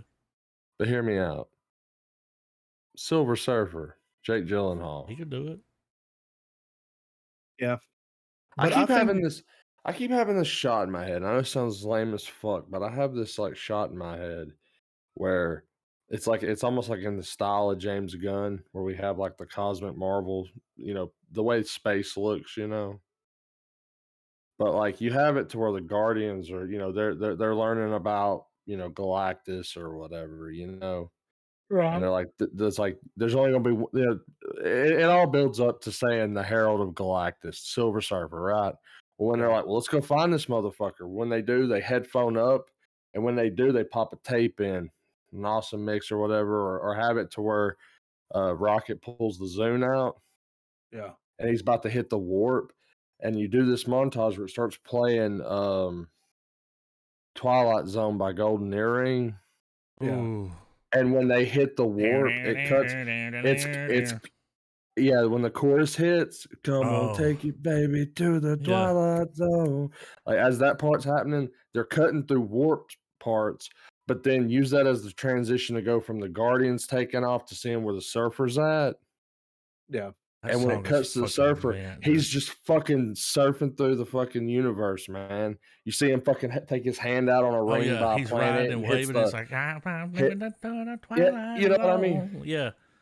Just fucking hauling ass through space to Earth, man.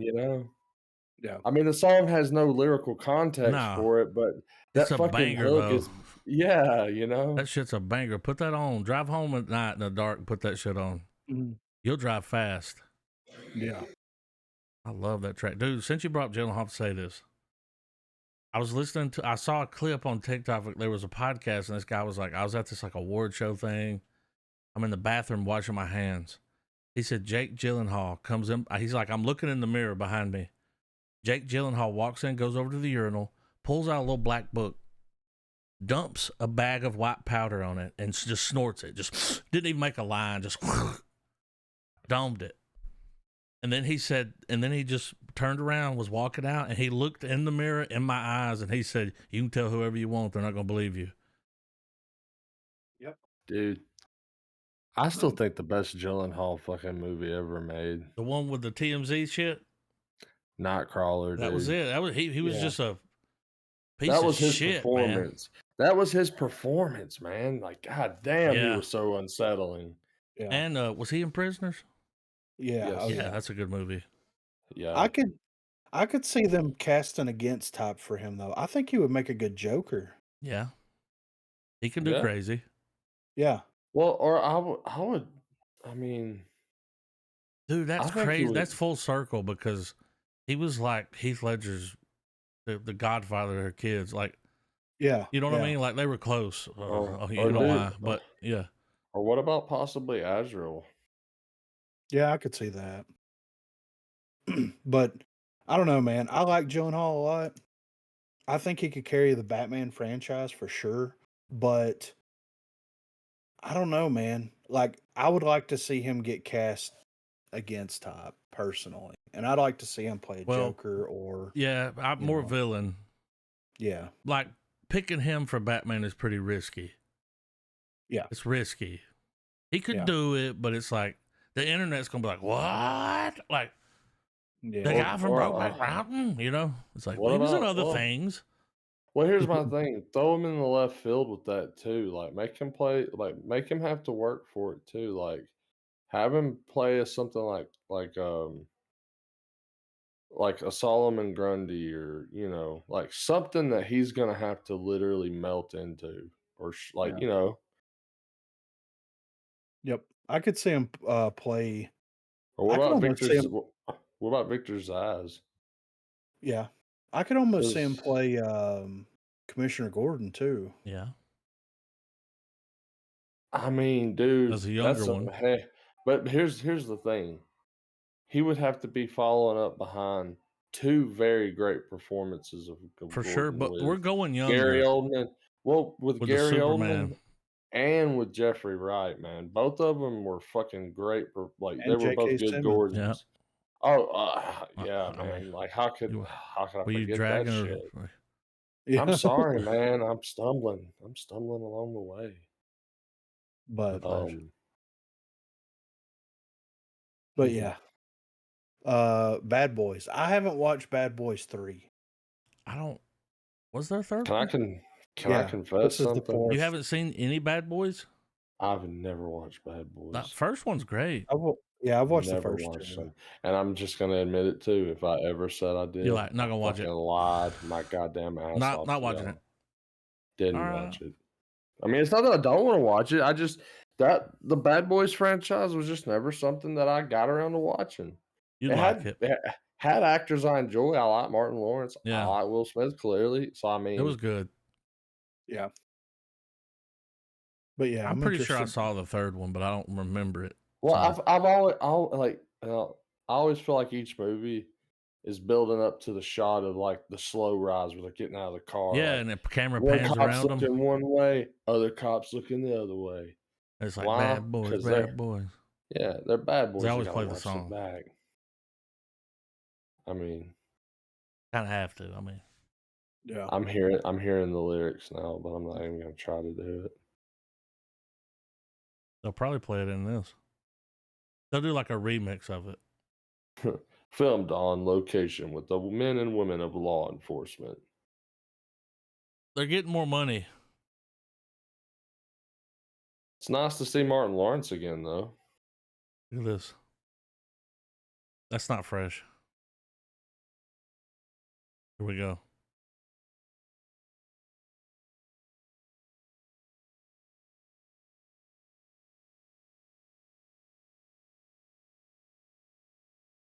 Yep. What you want? You Told you fucking they played called the it. song.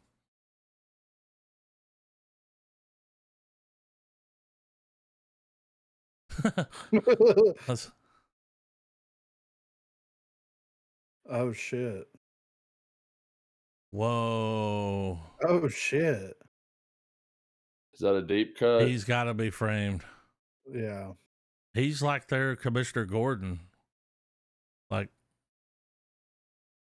Pepto with He's the liquor. mixing Jack Daniels and Pepto-Bismol. Con Air.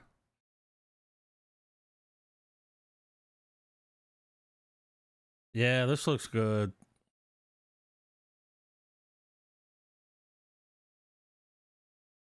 Now they're on the run.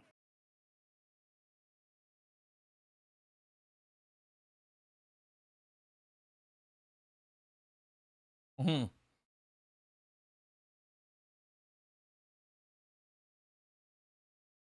Yeah, I like it. It's like comfort food. Yeah.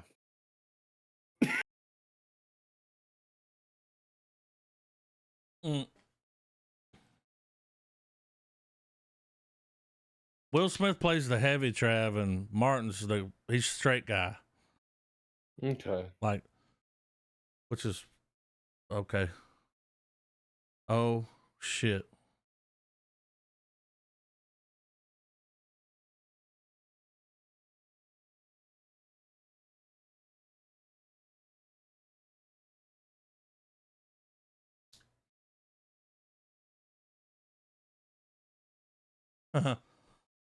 That's funny.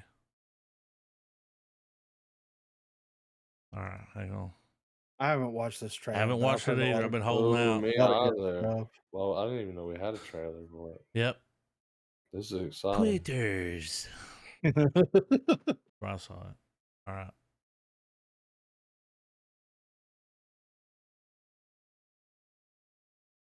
I don't know. The Batman's going cult, man, Dude. so I'm down for this.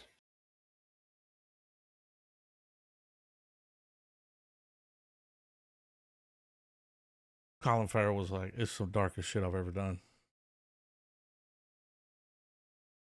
I'm like, darker than In Bruges?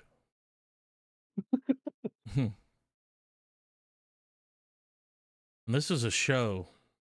Yeah. So I love the look. He's a character from The Sopranos. Look at him. Joey Bones. I love the idea that they're fucking giving the Penguin his just rewards. Yeah. He's a fucking gangster, dude. Straight up character actor here. Like, that's not Colin. Oh, No. yeah. That's the Penguin. Look at him. Don't even look like him. Like,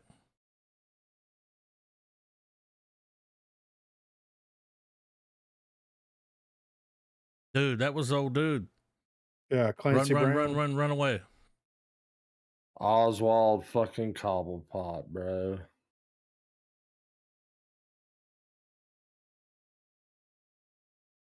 No gabagoo. I can't wait. Yeah, it looks good. Because here's the thing, all this was filmed while they were filming the Batman. Yeah.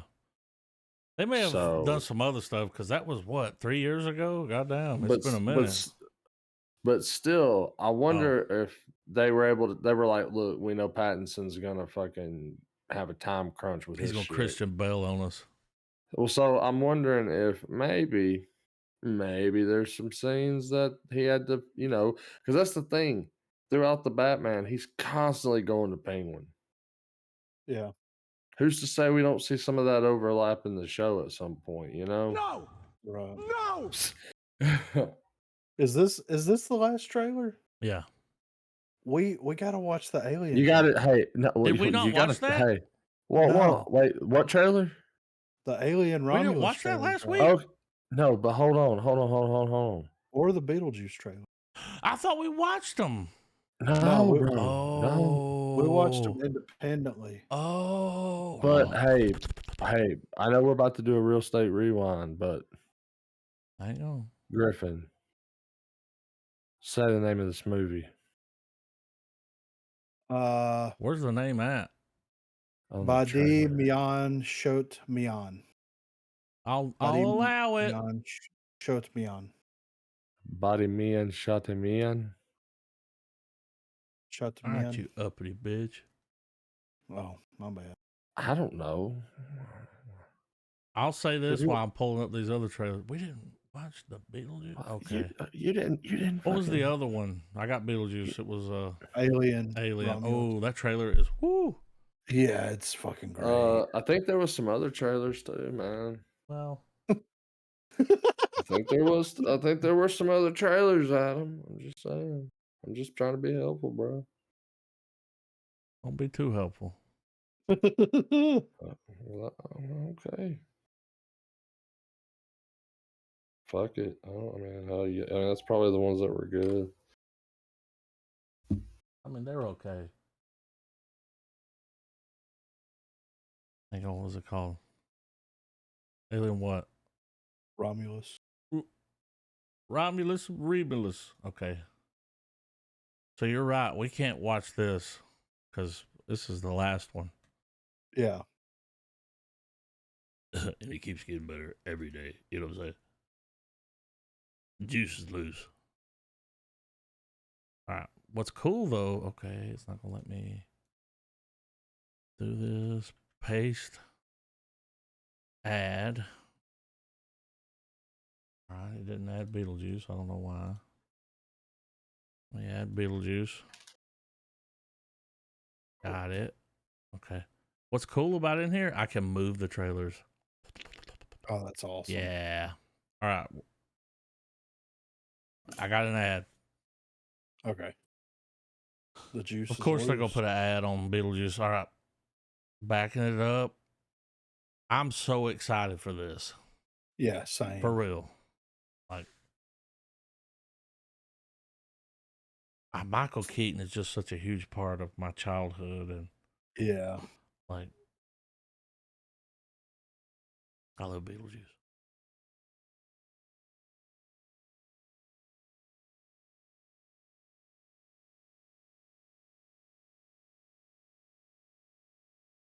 I love the remix. Yeah.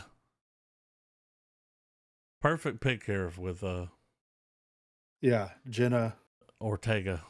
Yeah. They're singing this at the funeral. So is this the dad? This is it's got to be, right? I think he passed away in real life, right? No, he got caught like doing some. Just you look it up later. Yeah, he got canceled. Yeah. Okay.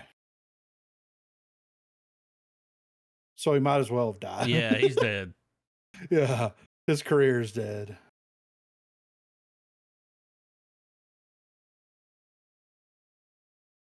Right here, look at him.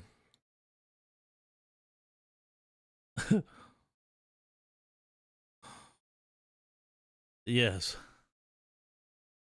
2024 AD. Look at that face. I know. Whoa. I can't It looks wait. good. Now I'm so fucking excited. I'm So bumping the quality up. Fede Alvarez has came out and said that none of this film, no VFX, none of it was shot on green screen. They built all the sets and they used as much practical effects as humanly possible for all creatures. Oh yeah, dude. When she's running through this corridor, yeah, it's so fucking real. Yeah, it looks. I think that's the difference in it. When you see her running through there, it's like this is so good. Yeah, I can't wait. I'm playing it.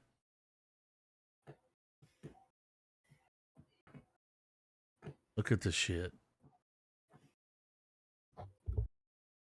J.J. Abrams just pissed his pantsuit. Yep.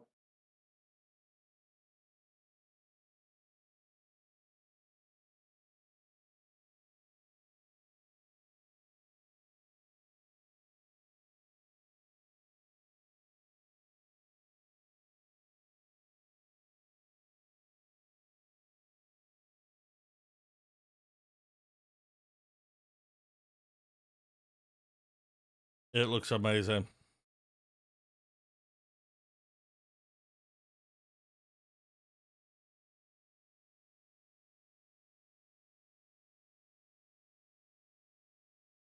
It just goes to show you, man, practical effects. If you got enough money and time. Yep. And now they've gotten so much better at it. Yep. Got it. I can't wait to watch that.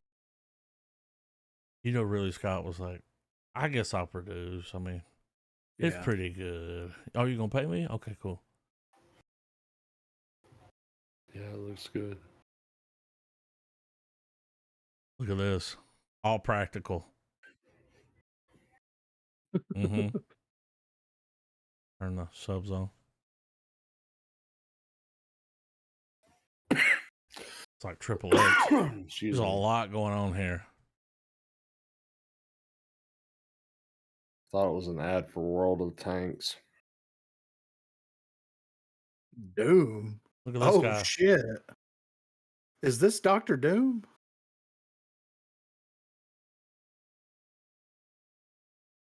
That's the dude who plays a Waterman. I can't think of his name. Aquaman.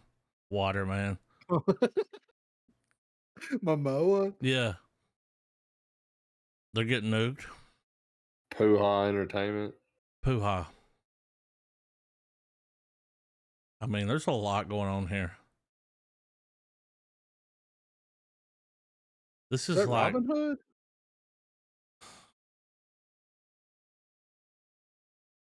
This looks like it's going to be pretty good, for real. Yeah. They rode off of a Chinook on horses. And they're throwing grenades around. Fast and Furious. And they got the Echo. Okay. Hello, Pam. I like what's going on here.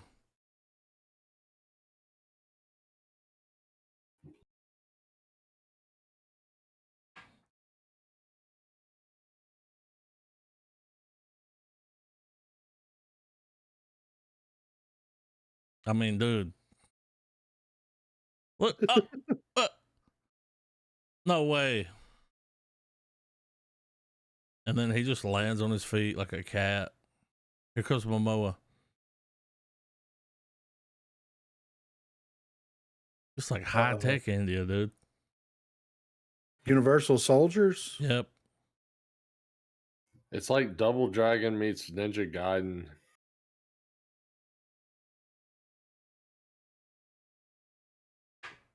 That's the dude that played the Jesus.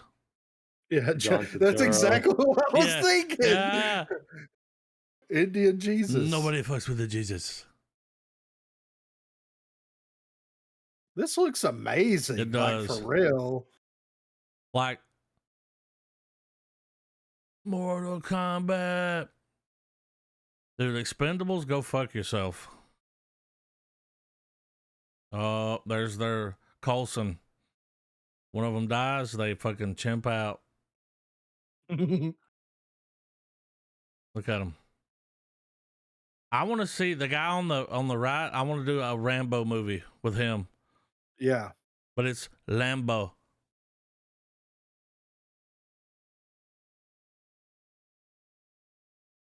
Hang on, there's 10 more minutes of this trailer left.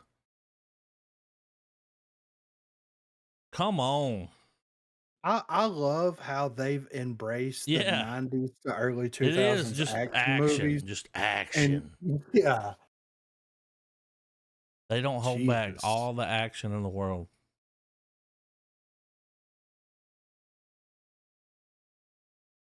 I got a weird question for you guys before we go. So I was scrolling around on the interwebs the other day, and somebody put up a collage photo of all the different people who played Rita Repulsa. I saw this. And was I the only? No, there was a video of her too. Like I didn't see all the different ones. I haven't seen it. Am I the only one that had a crush on Rita? Oh. And I still have a crush. Southeast Asia. Dude, she was hot. Outrageous. Just now she's like a little chubby, her cheeks are fat, but she's still out there doing it. She's at the cons. I'm fine with it, dude. Yeah. I was like, bring that fucking outfit and we're down. Yeah, for real. Oh, you're rocking that jacket with those fucking horns. Yeah. Let's go. Nah, you ain't the only one. Okay, I mean, good. The old guitar theme to that show is still a banger. Was that Buckethead? No. Oh, there was always that thing back in the day where like Buckethead did the Power Rangers. And it's like that's an old wives' tale. Yeah. Right. That's a story no Jedi would tell you. But a lot of people thought that. Yeah. Oh, for sure. It was up there with a gerbil and a dude's ass. I can't remember his name. He's in Pretty Woman. Oh, yeah, Gene. Nope. I mean, whoever thought of like, hey, let's take this Asian martial arts show and let's just film scenes of kids being at school and shit, and then splice it and make the Power Rangers. Like, that's a genius, dude. That was an ingenious the whole idea. show was they just took what they shot and they would film. When you saw the Rangers with their helmets off, that's what we shot. Yeah. All the other shit was just them. Yeah. It was genius. They made a shit ton of money because they didn't have to film none of that. Super Sentai, I think is what it was called. If you watch the Toys That Made Us about the Power Rangers, it goes into the story of the Power Rangers. And Saban and like Stanley had something to do. It was a whole thing. On the Toys That Made Us, did you happen to see the episode about the Kenner Star Wars line of products? Oh yeah. Oh yeah. This shit was crazy, Adam. Like that, like whenever they first released those maybe figures, I saw it. No, I didn't see it. They whenever Star Wars came out, they didn't have the toys ready. So you would go to the store and literally buy an IOU. So that when so when the manufacturing, and the Kenner like stand that had all the figures in it, had a little cardboard display, you can set them all up and whatever. That thing goes for a lot of money. I bought those toys. You know, the one where the heads would flip. Mm-hmm. You hit the button in the back and the head would flip to the help, which was I was like, the first time I hit that button and it flipped, I was like, this is genius. Dude, I remember.